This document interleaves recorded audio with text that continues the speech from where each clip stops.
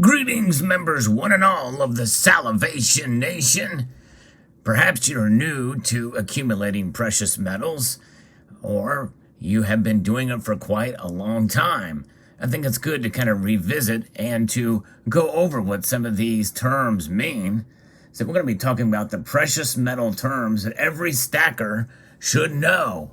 Let's explore.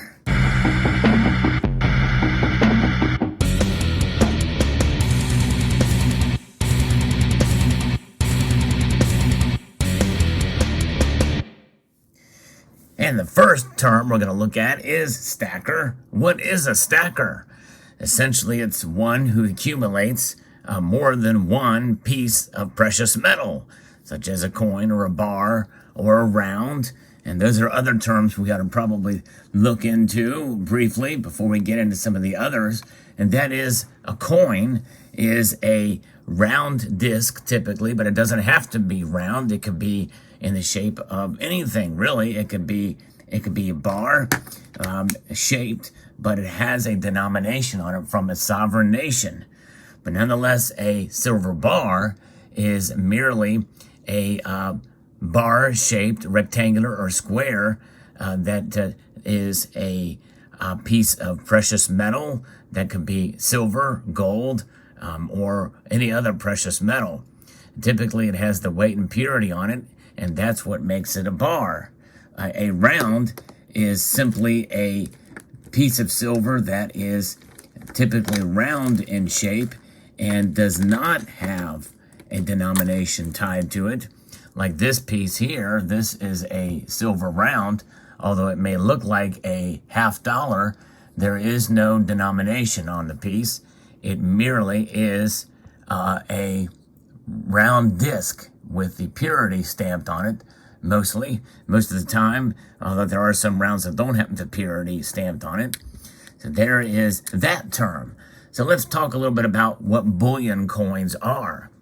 And bullion coins are legal tender issues struck from precious metals designed to be kept as a store of value, or essentially many times some of them can be for investment purposes as well. There's better bullion pieces that you may find out there. This may be an example of a better bullion piece that came in the Pride of Nations 2-coin set. This is a maple leaf, Canadian maple leaf. So yes, indeed.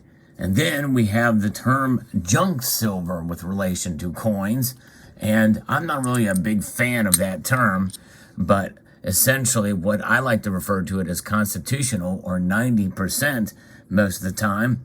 But that is really in relation to coins in the United States, constitutional. But really, I like the term spending silver. It all kind of means the same thing. Older coins that were utilized in circulation and used as money in currency.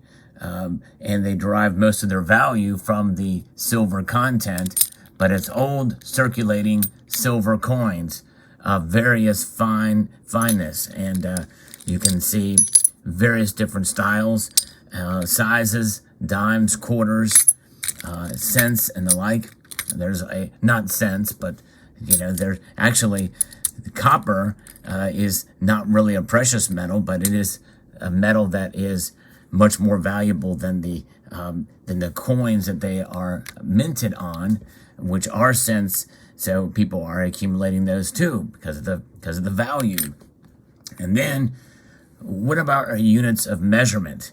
Well, and copper is a good example because it is weighed and tracked in the markets by the pound, and so its smaller size pieces are in bullion form are in avoirdupois ounces, but we usually think of troy ounces for silver. And so when you see the weight stamped on a coin, 1 ounce fine silver, that means that it is troy ounces. Traditional units of measure was the avoirdupois ounces. 1 troy ounce equals 1.09 avoirdupois ounces. But we look at it in terms of grams, and it's 31.1 grams of silver in that case, or gold. Gold is also measured in troy ounces. Then we have the purity. The fineness of purity is the amount of pure gold or silver in a product, in a bullion bar round coin. And so typically the most popular is 999 for the pure silver. And typically it is marked as such, like what we saw on this Britannia. This is 3 nines fine silver in this case. That is the most common, purest, but there are others that do show the weight in terms of, their stamping in fine. By some of them say that they're fine silver or fine gold in this case.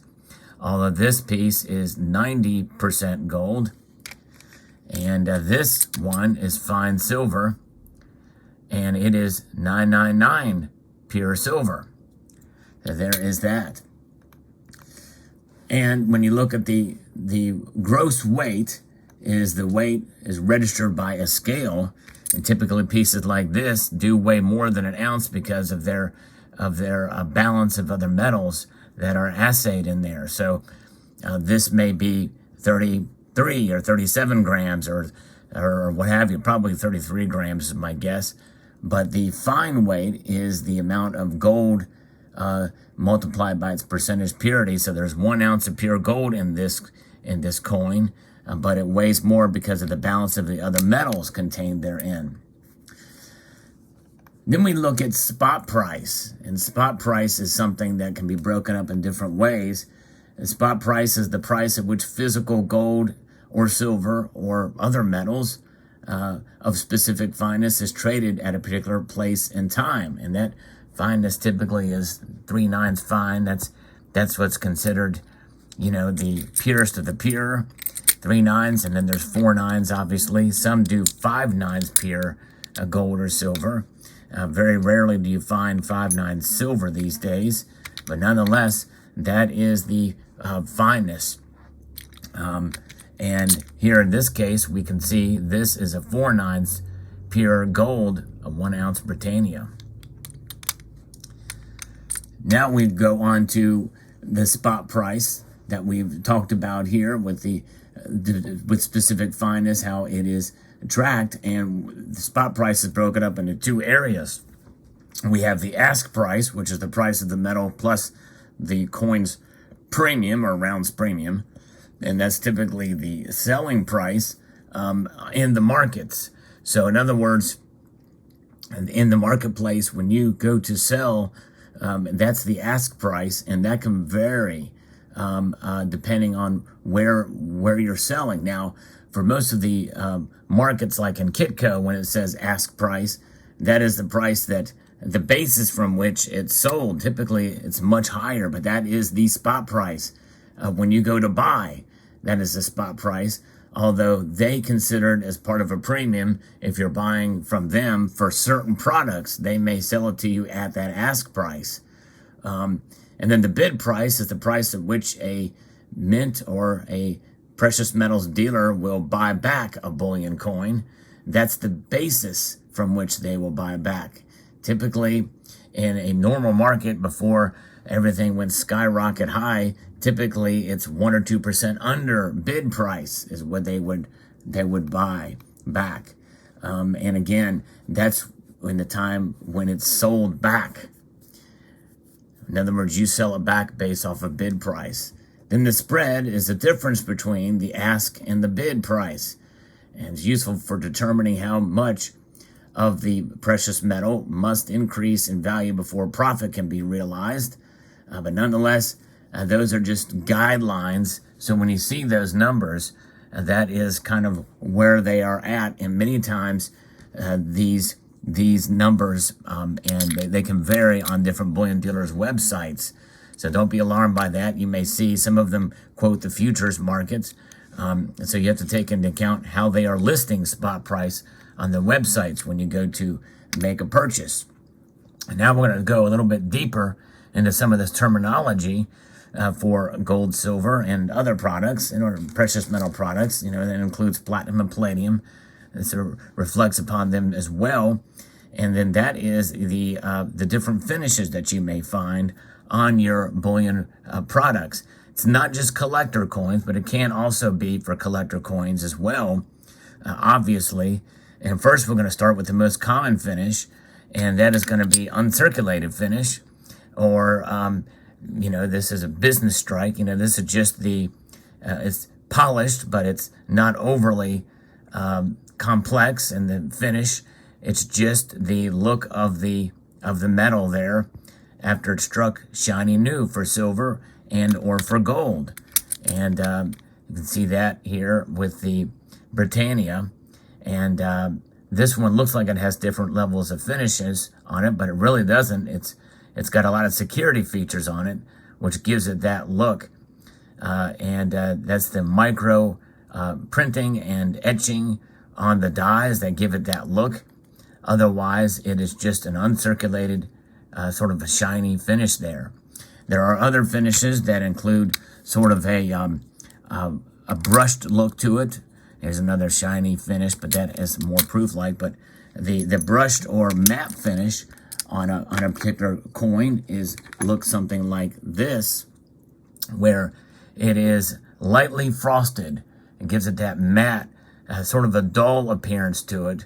And that is something that you will see on some coins as well out there.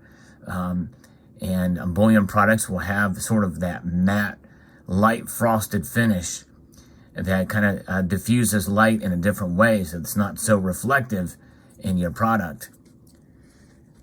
So that finish. And the other finishes are the most common for collector coins would be proof. Proof is a very shiny, highly polished die with a frosted background usually, or frosted foreground, or the devices are frosted, like in the case here with this particular piece. And it gives a very, very brilliant contrast, which is known as cameo, between the frosted devices and the background. And so you can see that, and it's displayed here in this case for both gold and silver. Really gives a nice appearance to the piece. Then you have reverse proof. Reverse proof is where the exact opposite is the case, and that is the foreground is highly polished and detailed. It's smooth there, and then there is the background, and the background is frosted in this case. Same type of quality for this type of piece, but it is definitely much more a contrast in the opposite direction, where the background is frosted, foreground is indeed polished. Beautifully done on some pieces, and you find that more and more on certain bullion products. And you also will see several other levels of frosting, multiple levels of frosting in some cases, on some of the pieces that are out there. There's another reverse proof piece here. Very nicely done. And sometimes you will see multiple levels of frosting on coins as well. Very interesting indeed. And then we have other enhanced finishes. In this case, this is an enhanced reverse proof, so that there's multiple levels of frosting and multiple ways to apply that frosting on different devices and finishes. And that can be done with enhanced finishes like this, with multiple levels of application and levels of thickness of frosting. And you see that on enhanced reversed or enhanced pieces like this, or enhanced uncirculated and enhanced reverse proof. Very nice. So there are some of the terminology that you will see in the stackers universe, and also in the collector realm as well. Here's an example of one that would be considered uncirculated. That's the normal finish, but it really does have a reverse proof look to it, reverse proof like, but with multiple levels of frosting. So very, very interesting indeed. So there you have it. Let me know what your thoughts are on these terms. Hope you found this video useful. I'd like to extend a multitude of gratitude to you all for taking the time to watch, and to encourage you to please rate, share, comment, and subscribe.